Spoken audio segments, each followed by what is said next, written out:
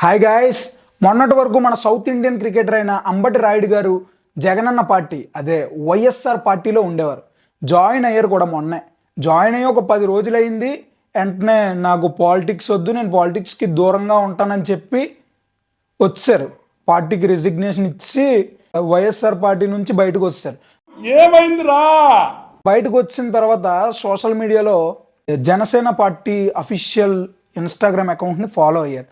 బాగా పగడ్బందీగా ప్లాన్ చేసావు మైక్.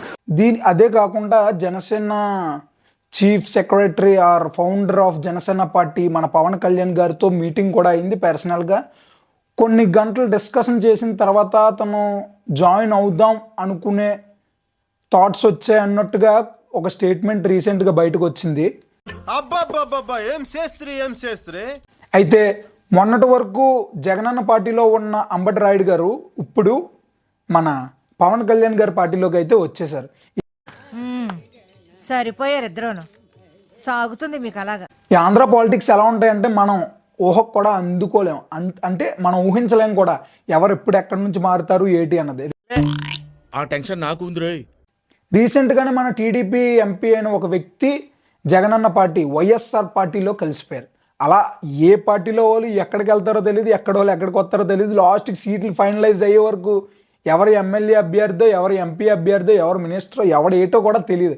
అంత దారుణంగా ఉంటాయి మన ఏపీ పాలిటిక్స్. అయితే నెక్స్ట్ ఎలక్షన్ కోడ్ ఇలా రివీల్ అవ్వగానే మేము ఒక 20-30 వీడియోలు, షార్ట్లు కానీ మెయిన్ వీడియోస్ కానీ ఒక 20-30 ఎలక్షన్ సిరీస్ అని మొదలెట్టి మంచి ఎంటర్టైన్మెంట్ కంటెంట్ ఇద్దాం అనుకుంటున్నాం. మీకు కనుక నచ్చినట్లయితే మీరు ఎలాంటి కంటెంట్ చెయ్యాలి, మాకు కావాలి అని మీరు అనుకున్నట్లయితే ఈ వీడియోకి ఒక లైక్ చేయండి. అలాగే ఎవరికైతే కావాలనుకుంటున్నారో వాళ్ళు కమెంట్ చేయండి.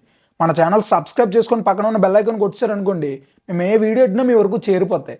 So it's time to do that. Thank you guys, love you all. This is Lokesh Bruce Lee, LVR productions.